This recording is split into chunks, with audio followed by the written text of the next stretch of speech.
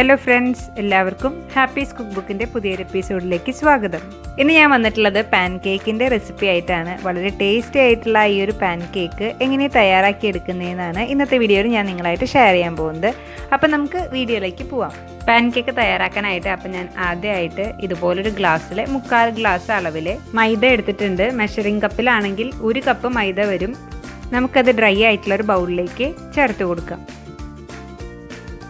ഇനി ഇതിലേക്ക് 3/4 teaspoon baking പൗഡറാണ് ചേർത്ത് കൊടുക്കുന്നത്. അതിനുശേഷം നമുക്ക് ഇതിലേക്ക് ആവശ്യത്തിനുള്ള ഉപ്പ് കൂടെ ചേർത്ത് കൊടുക്കാം. അടുത്തതായിട്ട് 1 നുള്ള് ബേക്കിംഗ് സോഡയാണ് ചേർത്ത് കൊടുക്കുന്നത്. ബേക്കിംഗ് സോഡ ഓപ്ഷണലാണ്, നിങ്ങളുടെ കയ്യിൽ ഉണ്ടെങ്കിൽ മാത്രം അത് ചേർത്ത് കൊടുക്കുക. ഇനി നമുക്കിതെല്ലാം കൂടെ നന്നായിട്ടൊന്ന് മിക്സ് ചെയ്തെടുക്കാം. ഇനി നമ്മൾ ഇതിലേക്ക് 1 ടേബിൾ സ്പൂൺ പാൽപ്പൊടിയാണ് ചേർത്ത് കൊടുക്കുന്നത്. പാൽപ്പൊടി ഇല്ലയെന്നുണ്ടെങ്കിൽ കോൺഫ്ലോർ അല്ലെങ്കിൽ മൈദ തന്നെ ചേർത്ത് കൊടുത്താലും മതി. എന്നിട്ട് എല്ലാം കൂടെ നന്നായിട്ടൊന്നുകൂടെ മിക്സ് ചെയ്തെടുക്കുക. അടുത്തതായിട്ട് ഞാനിവിടെ ഒരു മിക്സിയുടെ ജാർ എടുത്തിട്ടുണ്ട്. അതിലേക്ക് 1 മുട്ട നമ്മൾ ചേർത്ത് കൊടുക്കുക. റൂം ടെമ്പറേച്ചറിലുള്ള മുട്ട എടുക്കാനായിട്ട് പ്രത്യേകം ശ്രദ്ധിക്കണം. അതോടൊപ്പം 2 ടേബിൾ സ്പൂൺ പഞ്ചസാര കൂടെ നമുക്കിതിലേക്ക് ചേർത്ത് കൊടുക്കാം. ഇനി നമുക്കിത് രണ്ടും കൂടെ ബ്ലെൻഡ് ചെയ്തെടുക്കാം. ഞാനിതിപ്പോൾ ഇവിടെ ബ്ലെൻഡ് ചെയ്തെടുത്തിട്ടുണ്ട്. ഒരുപാടൊന്നും ബ്ലെൻഡ് ചെയ്യേണ്ട ആവശ്യമില്ല, നന്നായിട്ട് അപ്പോൾ പതഞ്ഞ് വരും അതൊക്കെ. അപ്പോൾ അത്രയൊന്നും നമുക്ക് ആവശ്യമില്ല, ജസ്റ്റ് ഒന്ന് അടിച്ചെടുത്താൽ മതി. ഇനി ഞാനിതിലേക്ക് 250 ml അളവിൽ റൂം ടെമ്പറേച്ചറിലുള്ള പാല് ചേർത്ത് കൊടുക്കുന്നുണ്ട്. അടുത്തതായിട്ട് 2 ടേബിൾ സ്പൂൺ അൺസോൾട്ടഡ് ബട്ടറാണ്, അത് മെൽറ്റ് ചെയ്തിട്ടുള്ളതാണ്. അത് നമുക്കിതിലേക്ക് ചേർത്ത് കൊടുക്കാം. ഇതിന് പകരമായിട്ട് നമുക്ക് വേണമെങ്കിൽ നെയ്യോ അല്ലെങ്കിൽ വെജിറ്റബിൾ ഓയിലോ ചേർത്ത് കൊടുക്കാവുന്നതാണ്.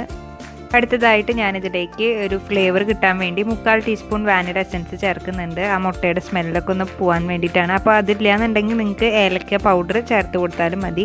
നമുക്കിതൊന്ന് ബ്ലെൻഡ് ചെയ്തെടുക്കാം. ഞാൻ നേരത്തെ പറഞ്ഞതുപോലെ തന്നെ വല്ലാണ്ട് ബ്ലെൻഡ് ചെയ്യേണ്ട ആവശ്യമില്ല, ഒരു 15 സെക്കൻഡൊക്കെ ബ്ലെൻഡ് ചെയ്തെടുത്താൽ മതിയായിരിക്കും. ഇനി നമുക്കിതൊരു ബൗളിലേക്ക് മാറ്റാം. ഇനി നമ്മൾ നേരത്തെ മിക്സ് ചെയ്ത് മാറ്റി വെച്ചിട്ടുള്ള പൗഡർ നമുക്കിതിലേക്ക് 3 ടേബിൾ സ്പൂൺ ചേർത്ത് കൊടുക്കാം.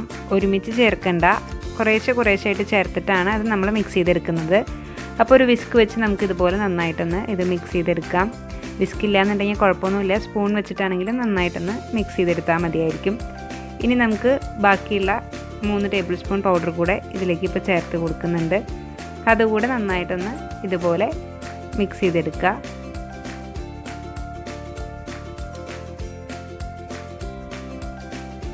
ഇനി അതിൽ കുറച്ച് പൗഡർ കൂടെ ബാക്കിയുണ്ട്, അതുകൂടെ ഞാൻ ഇതിലേക്ക് ഇട്ട് കൊടുക്കുകയാണ്. എന്നിട്ട് നമുക്കിത് ഒന്നുകൂടെ നന്നായിട്ട് മിക്സ് ചെയ്തെടുക്കാം. നല്ലൊരു തിക്ക് കൺസിസ്റ്റൻസി കിട്ടുന്നത് വരെ നമ്മളിതുപോലെ മിക്സ് ചെയ്ത് കൊടുക്കണം. ദാ ഈ ഒരു പരുവത്തിലാണ് നമുക്ക് ഇത് കിട്ടേണ്ടത്. ഇനി നമുക്കിത് വെച്ച് പാൻ കേക്ക് തയ്യാറാക്കിയെടുക്കാം. അപ്പോൾ ആദ്യമായിട്ട് ഞാനിത് ഇതുപോലൊരു പാനിൽ കുറച്ച് ബട്ടർ അപ്ലൈ ചെയ്ത് കൊടുത്തിട്ടുണ്ട്. അതിലേക്ക് നമ്മൾ ഒരു സ്പൂൺ വെച്ച് ഇതുപോലെ നമ്മൾ തയ്യാറാക്കിയെടുത്ത ആ ഒരു ബാറ്റർ ഒഴിച്ചു കൊടുക്കാം. പിന്നെ നമ്മൾ ദോശയ്ക്കൊക്കെ ചെയ്യുന്നത് പോലെ നന്നായിട്ട് പരത്തി കൊടുക്കൊന്നും വേണ്ട, കുറച്ചത് ഇങ്ങനെ തന്നെ സ്പ്രെഡായി പൊക്കോളും.